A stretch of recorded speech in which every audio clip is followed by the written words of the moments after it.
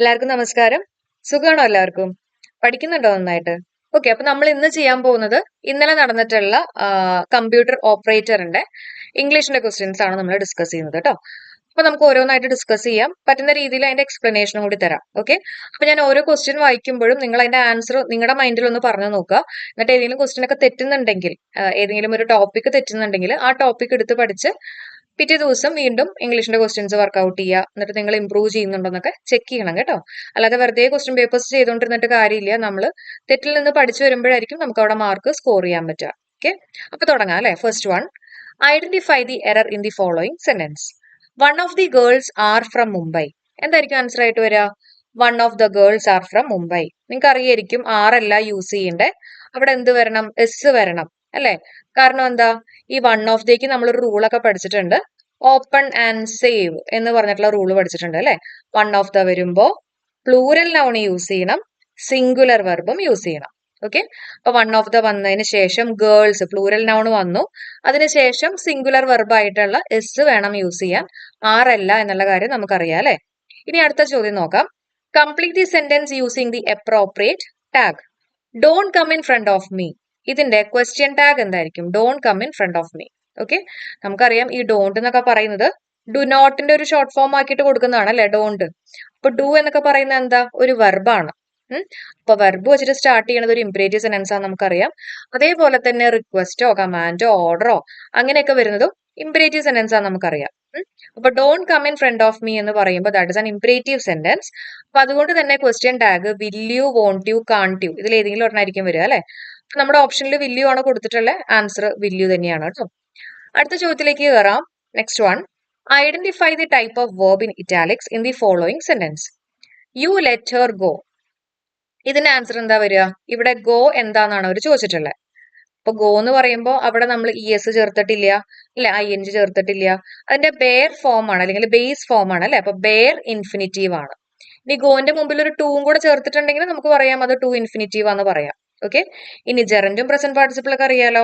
ജെറൻ എന്ന് പറഞ്ഞാൽ എന്താ? വെർബിന്റെ കൂടെ ഐ എൻ ജി ഫോംസ് വരുന്ന രണ്ട് കേസുകളാണ് ജെറന്റും പ്രസന്റ് പാർട്ടിസിപ്പിളും അല്ലെ. ഇപ്പൊ smoking is injurious to health. Smoking എന്ന് പറയുന്നത് ജെറന്റ് ആണ്. കാരണം അവിടെ ക്രിയ എന്നുള്ള രീതിയിലല്ല ഉദ്ദേശിച്ചിട്ടുള്ളത് അല്ലെ. പുകവലി ആരോഗ്യത്തിന് ഹാനികരം എന്നാണ് ഉദ്ദേശിച്ചിട്ടുള്ളത്. അതേസമയം ഹീ ഈസ് സ്മോക്കിംഗ് എന്ന് പറയുകയാണെങ്കിൽ അത് പ്രസന്റ് പാർട്ടിസിപ്പിൾ ആണ്. കാരണം അവിടെ അവൻ പുകവലിച്ചുകൊണ്ടേയിരിക്കുകയാണെന്നാണ് പറഞ്ഞിട്ടുള്ളത്. അപ്പൊ ഒരു ക്രിയ എന്നുള്ള രീതിയിൽ പറയുമ്പോൾ അതെന്തായിരിക്കും? അത് പ്രസന്റ് പാർട്ടിസിപ്പിൾ ആയിരിക്കും കേട്ടോ. ഓക്കെ. നിങ്ങൾക്ക് അറിയാവുന്ന കാര്യങ്ങളായിരിക്കും, എന്നാലും ജസ്റ്റ് ഒന്ന് റിവൈസ് ചെയ്തേക്കാം. Next one, correct the following sentence by choosing the right option. Neither the principal nor the teachers is going for the tour. അപ്പോ neither nor, either or, not only but also ഇതൊക്കെ വരുമ്പോൾ നമ്മൾ ആരെയും നോക്കണ്ടേ? Second സബ്ജക്റ്റിനെ നോക്കണം അല്ലെ. Second subject എന്താ? Teachers ആണ്. അപ്പൊ ടീച്ചേഴ്സ് ആണെങ്കിൽ നമ്മൾ ഇസ് ഗോയിങ് എന്നാണോ പറയാ? അല്ല അല്ലെ. എന്ത് പറയണം? ആർ ഗോയിങ് എന്ന് പറയണം. ടീച്ചേഴ്സ് എന്ന് പറയുമ്പോൾ പ്ലൂറൽ അല്ലേ. അപ്പൊ ആറ് വേണം യൂസ് ചെയ്യാൻ, എസ് അല്ല. ഓക്കെ. കിട്ടിയല്ലോ. ഓക്കെ. അപ്പൊ 4 ചോദ്യങ്ങളും ഇതിനകത്ത് സിമ്പിൾ ആയിട്ടുള്ള ക്വസ്റ്റ്യൻസ് ആയിരുന്നു. നമുക്കിനി അടുത്ത ക്വസ്റ്റ്യൻ നോക്കാം. അടുത്ത ക്വസ്റ്റ്യൻ നോക്കാം. Seeing a snake in the garden, Lalu screamed for help. This sentence may be transformed as. ഇതിനെ നമുക്ക് എങ്ങനെ എഴുതാൻ പറ്റും എന്നുള്ളതാണ് ചോദിച്ചിട്ടുള്ളത്. ഓക്കെ. ഇവിടെ എന്താ ഉദ്ദേശിച്ചിട്ടുള്ളത്? Seeing a snake in the garden, Lalu scream for help അല്ലെ. ഒരു പാമ്പിനെ കണ്ടുകൊണ്ടിരുന്നപ്പോ അവൻ എന്ത് ചെയ്തു? അവൻ ഹെൽപ്പിന് അവൻ ഒച്ച വിളിച്ചു അല്ലെ. ഒച്ച നിലവിളിച്ചു എന്നുള്ളതാണ് ഇവിടെ പറഞ്ഞിട്ടുള്ളത്. ഓക്കെ. അപ്പൊ നമുക്ക് ഓരോ ഓപ്ഷൻസ് നോക്കാം. അപ്പൊ ഇവിടെ നമ്മൾ സെയിം മീനിങ് തരണം, അതേപോലെ തന്നെ സെയിം ടെൻസ് ഒക്കെ ആയിരിക്കണം അല്ലെ. അപ്പോ നമുക്ക് നോക്കാം. Lalu so A snake in the garden when he screamed for help. അവൻ ഹെൽപ്പിന് വേണ്ടിയിട്ട് സ്ക്രീം ചെയ്തപ്പോ അവൻ ഒരു സ്നേക്കിനെ കണ്ടു. അങ്ങനെയാണോ വരണ്ടേ? അല്ല അല്ലെ. സ്നേക്കിനെ കണ്ടപ്പോഴാണ് ഹെൽപ്പിന് വേണ്ടിയിട്ട് സ്ക്രീം ചെയ്തിട്ടുള്ളത്. അപ്പൊ എന്തായാലും ഓപ്ഷൻ എ അല്ല എന്നുള്ള കാര്യം മനസ്സിലായി. അർത്ഥം വ്യത്യാസമുണ്ട് അല്ലെ. ഇനി ഓപ്ഷൻ ബി നോക്കിയേ. He screamed for help and so A snake. ഇതേപോലെ തന്നെ അവൻ ഹെൽപ്പിന് വേണ്ടിയിട്ട് സ്ക്രീം ചെയ്തു, അപ്പൊ അവൻ സ്നേക്കിനെ കണ്ടു. ആൻഡ് സ്നോ എ സ്നേക്ക് ആണ് അല്ലെ. ഓക്കെ. അപ്പൊ അതും അല്ല എന്ന് മനസ്സിലായി. മീനിങ് വ്യത്യാസമുണ്ട്. ഇനി Lalu was screaming for help when seeing a snake in the garden. Okay. When seeing a snake in the garden അങ്ങനെ പറയുന്നത് തെറ്റാണ് അല്ലെ. സീയിങ് എന്നുള്ളത് നമ്മൾ പറയില്ല. നമ്മൾ പ്രസന്റ് പാർട്ടിസിപ്പിൾ എന്നുള്ള രീതിയിൽ പറയുമ്പോഴായിരിക്കും നമ്മൾ സീയിങ് കൊടുക്കുക കേട്ടോ. ഓക്കെ. അപ്പൊ ഇതും തെറ്റാണ്. ഇനി ഓപ്ഷൻ ഡി നോക്കിയേ. When he so A snake in the garden, അവന് ഗാർഡനിൽ ഒരു സ്നേക്കിനെ കണ്ടപ്പോ അവൻ എന്ത് ചെയ്തു? Lalu screamed for help.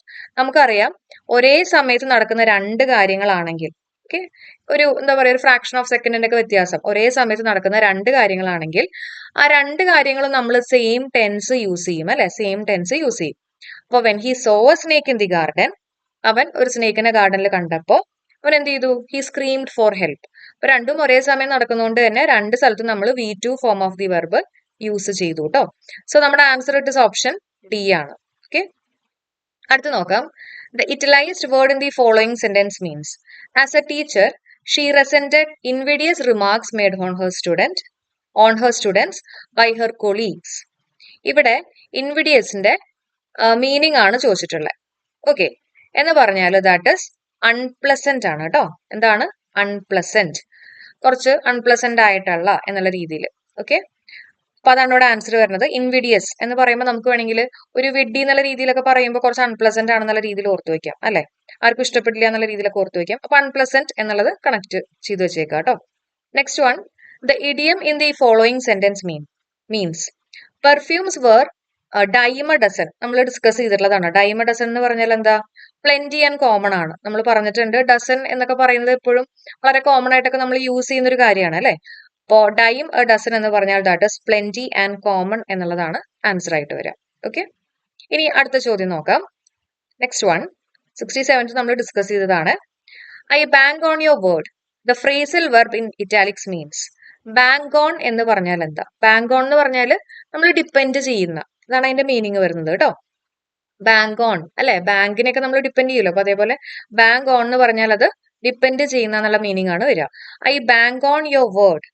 Okay, അപ്പോ ബാങ്ക് ഓണിന്റെ മീനിങ് എന്താ എന്ന് പറഞ്ഞാല് bases one's hope on something or someone. അതായത് ഒരാളെ ഡിപ്പെൻഡ് ചെയ്യുക അല്ലെങ്കിൽ എന്തെങ്കിലും ഒരു സാധനത്തിനെ ഡിപ്പെൻഡ് ചെയ്യുക എന്നുള്ളതാണ് പറഞ്ഞിട്ടുള്ളത്. ബേസസ് വൺസ് ഹോപ്പ് ഓൺ അല്ലെ, hope on something or someone.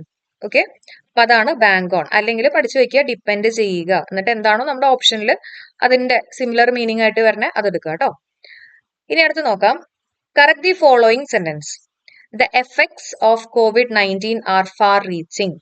ഇത് PSC ഒരിടയ്ക്ക് സ്ഥിരം ചോദിക്കാറുള്ളതാണ്. എഫക്റ്റും ഇഫക്റ്റും തമ്മിലുള്ള അല്ലെ, ഇത് തമ്മിൽ മാറ്റി കൊടുത്തിട്ട് ഇതിൽ എന്താണ് തെറ്റ്, അങ്ങനെയൊക്കെ PSC ചോദിക്കാറുണ്ട്. അപ്പൊ എഫക്റ്റ് എന്നല്ല നമ്മൾ എന്താ പറയണ്ടേ, ഇഫക്റ്റ് അല്ലെ. അപ്പൊ ഇഫക്റ്റ് ആണ് വരേണ്ടത്. അപ്പൊ അങ്ങനെയാണെങ്കിൽ ഇഫക്റ്റ് എന്ന് പറയുമ്പോൾ ഓപ്ഷൻ എയിലും ഇഫക്റ്റ് ഉണ്ട്, ഓപ്ഷൻ ബിനകത്തും ഇഫക്ട്സ് ഉണ്ട്. ഇനി the effects of COVID-19 effects ആണ്.